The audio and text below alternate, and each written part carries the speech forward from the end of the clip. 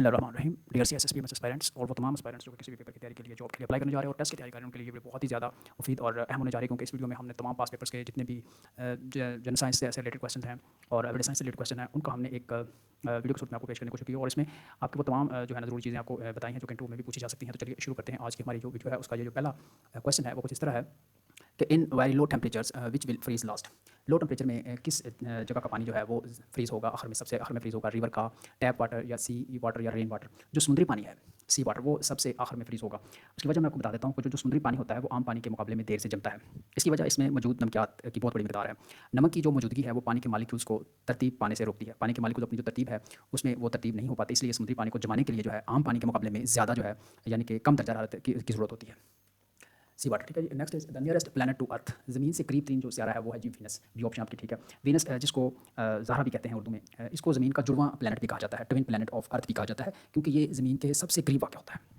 अपनी ये ब्राइटनेस और अपनी ज़मीन के करीब होने की वजह से ये सुबह और शाम दोनों वक्त में आसमान पर आपको नज़र आएगा, वाज़े नज़र आएगा। अगरचे मरकरी जिसको अतारत भी कहते हैं, मरकरी सूरज के करीब है। मरकरी अगरचे सूरज के करीब है लेकिन ज़मीन से उसका जो औसतन जो ज़मीन से औसतन करीब तरीन जो सियारा है वो वीनस है। लेकिन हम मरकरी और ज़मीन की बात करें तो मरकरी ज़मीन से दूर है और वीनस जो है वो ज़मीन से करीब है। इसका जो एवरेज जो इसका फासला है, तो इसलिए जो है जो वीनस है वो हमें सबसे करीब है और वो हमें चमकता हुआ दिखाई देता है। The planet that moves around the sun at the highest speed. सूरज के गिर्द सबसे तेज़ कौन घूमता है? मरकरी। आपकी जो ऑप्शन है सी वो ठीक है। मरकरी जिसको अतारत भी कहते हैं, ये सूरज के सबसे करीब होने की वजह से अपनी जो ऑर्बिटल स्पीड है इसमें सबसे तेज़ घूमता है। ये जो है सूरज के गिर्द अपना एक चक्कर जो है सिर्फ 88 दिनों में मुकम्मल कर लेता है। जिस तरह के दिन हमारी ज़मीन पे होते हैं इस तरह के 88 दिनों में मुकम्मल कर लेता है। सूरज की शदीद जो होती है फोर्स ऑफ ग्रेविटी इसे अपने जो मदार है उसे बाहर नहीं निकलने देती। इतनी तेज़ रफ्तार जो है हरकत पर मजबूर करती है, इसलिए ये तेज़ रफ्तार जो हरकत है उतनी ही ज़्यादा ही इसका शक्ल इसके ऊपर होती है, जिसकी वजह से ये ज़मीन के मदार में ही घूमता रहता है। आगे है जी, in general comets have dash orbit. Comets के जो ऑर्बिट्स की अगर बात करें, कॉमेट्स के जो ऑर्बिट होते हैं वो एलिप्टिकल ऑर्बिट्स होते हैं, बहुत एलिप्टिकल होते हैं। कॉमेट्स जो प्लैनेट्स हैं, कॉमेट्स जो स्टार्स हैं, सूरज के गिर्द बहुत लंबे और ओवल रास्तों पर सफ़र करते हैं।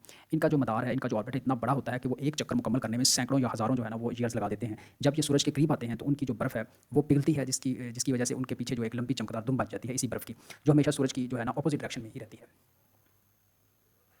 GPS is an abbreviation of. GPS जो है एक एब्रीविएशन है ग्लोबल पोजीशनिंग सिस्टम का। जीपीएस एक ग्लोबल सैटेलाइट सिस्टम है जीपीएस, जो ज़मीन पर किसी भी जगह वक्त और मुकाम जो है पोजीशन का जो है तयन करने के लिए इस्तेमाल होता है। ये जो निज़ाम है जीपीएस कम से कम 24 सैटेलाइट पर मुश्तमिल है, यानी कि जीपीएस सिस्टम में 24 सैटेलाइट हैं जो ज़मीन के गिर्द जो है वो रिवॉल्व कर रहे हैं। सीएसएसपीएमएस के जो पेपर है इसमें इसकी जो अहमियत है वो कम्युनिकेशन और नेविगेशन के हवाले से पूछी जा सकती है।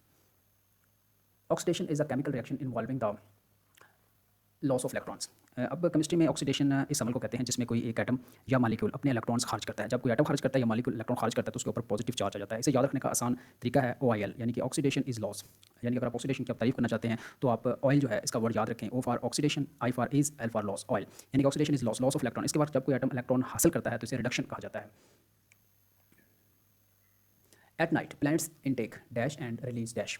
प्लैनेट्स जो हैं वो इनटेक करते हैं ऑक्सीजन और एक्सेल करते हैं कार्बन डाइऑक्साइड। रात के वक्त कार्बन डाइऑक्साइड खारिज करते हैं और ऑक्सीजन लेते हैं। उलट है, दिन के वक्त कार्बन डाइऑक्साइड लेते हैं और ऑक्सीजन खारिज करते हैं। रात के वक्त पौधे जो हैं ये कार्बन डाइऑक्साइड खारिज करते हैं और ऑक्सीजन लेते हैं। पूरे दिन के जो वक्त होता है उसमें फोटोसिंथेसिस के जरिए जो है ऑक्सीजन पैदा करते हैं पौधे, लेकिन रात के वक्त जब सूरज की जो रोशनी है वो नहीं होती तो सिर्फ रेस्पिरेशन का अमल होता है, क्योंकि वो कार्बन डाइऑक्साइड इस्तेमाल नहीं कर रहे होते। इस अमल में वो इंसानों की तरह जो है ना ऑक्सीजन जज़ब करते हैं और कार्बन डाइऑक्साइड जो है ना खारिज करते हैं। यही वजह है कि रात को घने दरख्तों के नीचे सोने से मना किया जाता है, क्योंकि उसके नीचे जो है कार्बन डाइऑक्साइड बहुत ज़्यादा होती है। Urine is produced in the liver, lungs, kidney, heart. जो यूरिन है वो प्रोड्यूस होता है किडनीज़ में, किडनीज़ यूरिन पैदा करते हैं। इंसानी जो बॉडी है इसमें जो पेशाब है, यूरिन है, उसकी जो तैयारी है वो गुर्दों में होती है। गुर्दे खून को जो क्या करते हैं फिल्टर करते हैं। इसमें जो जहरीले मादे हैं, अनवांटेड जो प्रोडक्ट्स हैं, मटीरियल्स हैं वो और इजाफी जो नमकियात हैं और पानी को अलग करते हैं। गुर्दों के अंदर जो है नेफ्रॉन्स होते हैं, उनका काम फिल्ट्रेशन का होता है, वो फिल्ट्रेशन का काम सर अंजाम देते हैं।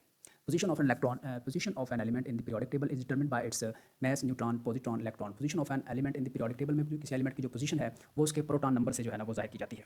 तो पीरियोडिक टेबल में किसी भी एलिमेंट की जगह उसके एटॉमिक नंबर यानी कि प्रोटॉन नंबर से तय होती है। जब पीरियोडिक लॉ जदीद जो मॉडर्न पीरियोडिक लॉ है उसके मुताबिक क्या है कि अनासर की जो एलिमेंट्स हैं उसकी जो केमिकल प्रॉपर्टीज़ हैं उनके एटॉमिक नंबर पर मुनहसर होती हैं, यानी कि एटॉमिक नंबर की बेस पर ही उनकी केमिकल खसूसियात जो हैं वो डिफाइन की जाती हैं। प्रोटॉन की जो तादाद है वही असल में किसी एटम की असल पहचान होती है। Salinity of sea water is determined by the amount of salt in dash of sea water. जो सी वाटर की जो सैलिनिटी है वो जो है ना उसके अंदर मौजूद साल्ट की कितनी मकदार से ली जाती है, जिससे हम सी की सैलिनिटी बिलोंग करते हैं। 100 ग्राम, 1 किलोग्राम, 10 किलोग्राम, 1 लीटर, 1 kg। समुद्री पानी की नमकीनी जिसको सैलिनिटी कहते हैं। इससे मुराद ये होता है कि नमक की वो मिकदार जो 1 किलोग्राम समुद्री पानी में घुली हुई हो या हल हो, यानी कि 1 किलोग्राम पानी लें, उसके अंदर जितना नमक होगा वो समुद्र की सैलिनिटी होगी, समुद्र के पानी की सैलिनिटी होगी। जनरली क्या होता है कि जो समुद्र की एवरेज सैलिनिटी है, नमकीनी है, वो 35 ग्राम फी किलोग्राम होती है, यानी कि 1 किलोग्राम पानी के अंदर 35 ग्राम जो है वो नमक होता है, जिसे 35 पार्ट्स पर 1000 पीपीटी भी लिखा जाता है। जिसे planets which is most easily visible from Earth, जो कि अर्थ से विजिबल है, वो है वीनस। वीनस को हम ज़मीन से देख सकते हैं, वीनस जिसको ज़ारा भी कहते हैं।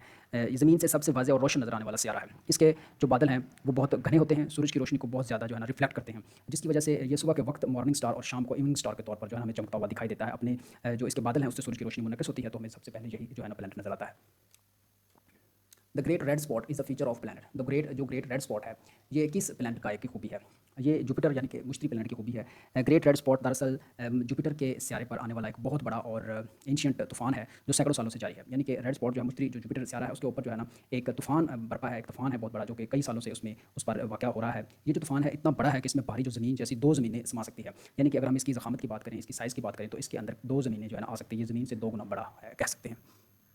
बात करते हैं light year. 1 light year is approximately equal to, एक जो लाइट ईयर है वो है 9.5 × 10⁻12 किलोमीटर। एक जो लाइट ईयर है उसकी जो लेंथ है वो 9.5 × 10 की ताकत 12 किलोमीटर है, यानी कि एक नूरी साल लाइट ईयर वो फासला है जो रोशनी जो है 1 साल के अरसे में खला में तय करती है। चूँकि रोशनी की रफ्तार तकरीबन 3 लाख किलोमीटर फ़ी सेकंड होती है, इसलिए 1 साल में ये फासला तकरीबन 9.5 ट्रिलियन किलोमीटर बनता है। याद रहे कि ये वक्त का नहीं बल्कि फासले का यूनिट है, ये टाइम नहीं बल्कि फासले का यूनिट है। यानी कि ज़मीन यानी कि जो रोशनी है वो 9.5 × 10⁻12 किलोमीटर का फासला तय करती है, और ये 1 साल का ये जो फासला है ये 9.5 ट्रिलियन किलोमीटर बनता है, यानी कि 1 साल बराबर है 9.5 × 10⁻12। Which planet is known as bodyguard of Earth? कौन सा जो प्लैनेट है वो ज़मीन का बॉडीगार्ड है? ज़मीन का जो बॉडीगार्ड प्लैनेट है वो है जी जुपिटर। जुपिटर यानी कि मुश्तरी को ज़मीन का बॉडीगार्ड हम कहते हैं। इसकी बेपनाह जो ग्रेविटी है, ज़मीन की तरफ आने वाले बहुत से ख़तरनाक दुमदार सितारे हैं और जो एस्टेरॉइड्स हैं जिनको शाब साकब कहते हैं, उनको अपनी तरफ खींच लेती है। इसका शक्ल की वजह से ज़मीन जो है जो कॉमेट्स होते हैं और जो एस्टेरॉइड्स होते हैं उनको अपनी तरफ खींचती है, या उनका जो रास्ता है वो तब्दील कर देती है, जिससे हमारी ज़मीन बहुत बड़ी तबाही से जो है ना महफूज रहती है।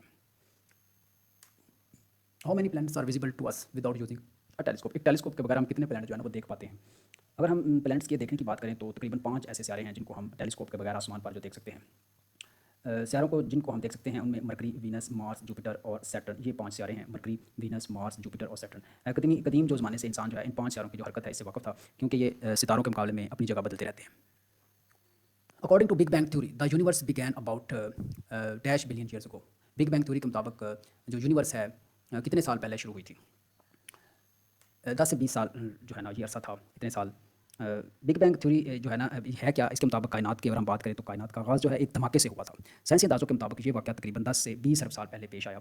जो मॉडर्न रिसर्च है उसे 13.8 अरब साल बताती है, यानी कि 13.8 अरब साल पहले ये वाक़या हुआ था। तो एवरेज जो है 10 से 20 अरब साल जो है ना वो पहले पेश आया था। इस वक्त से कायनात जो है मुसलसल क्या हो रही है? एक्सपैंड हो रही है और ठंडी हो रही है।